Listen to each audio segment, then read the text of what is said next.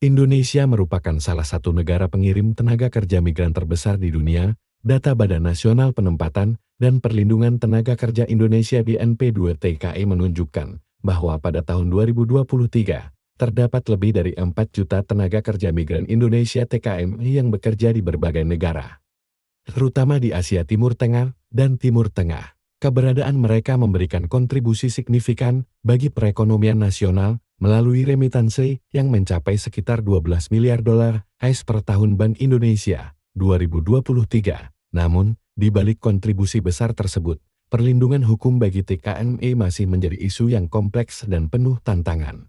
Banyak kasus pelanggaran hak asasi manusia, eksploitasi, dan penyalahgunaan tenaga kerja yang dialami oleh TKMI di negara penempatan. Dasar hukum perlindungan TKMI. Perlindungan hukum bagi TKMI diatur dalam beberapa regulasi utama, antara lain Undang-Undang Nomor 18 Tahun 2017 tentang Perlindungan Pekerja Migran Indonesia yang mengatur hak dan kewajiban TKMI serta penyelenggaraan penempatan dan perlindungan pekerja migran secara menyeluruh. Peraturan Presiden Nomor 68 Tahun 2020 tentang Pelayanan Penempatan dan Perlindungan Pekerja Migran Indonesia yang menegaskan prosedur pelayanan yang wajib dipenuhi oleh pemerintah dan pelaku penempatan, ratifikasi Konvensi ILO No. 97 Tahun 1949 tentang tenaga kerja migran, dan Konvensi No.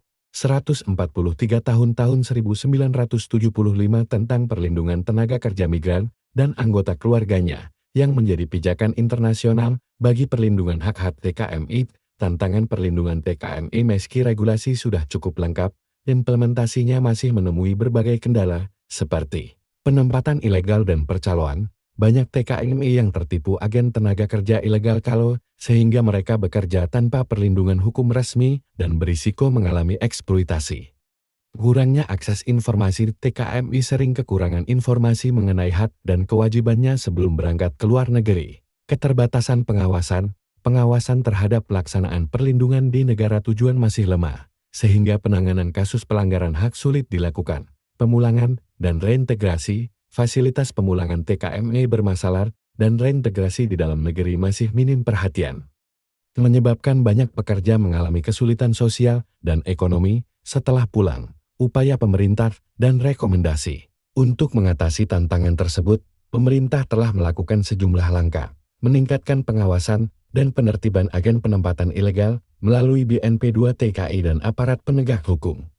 Menyediakan layanan informasi dan pelatihan pra-keberangkatan secara terpadu melalui Balai Latihan Kerja dan Pusat Pelayanan Terpadu Satu Pintu PTSP. Memperkuat kerjasama bilateral dengan negara-negara penempatan untuk memastikan perlindungan TKMI, menyediakan program reintegrasi sosial dan ekonomi bagi TKMI yang pulang. Namun, upaya ini perlu didukung dengan penguatan kelembagaan, anggaran, serta pemberdayaan masyarakat, agar perlindungan TKMI bisa berjalan lebih efektif dan menyeluruh. Kesimpulan, perlindungan hukum bagi tenaga kerja migran Indonesia adalah aspek krusial yang harus terus diperkuat demi menjamin hak, keselamatan, dan kesejahteraan para pekerja di luar negeri. Regulasi yang memadai harus diikuti dengan implementasi yang konsisten dan pengawasan ketat.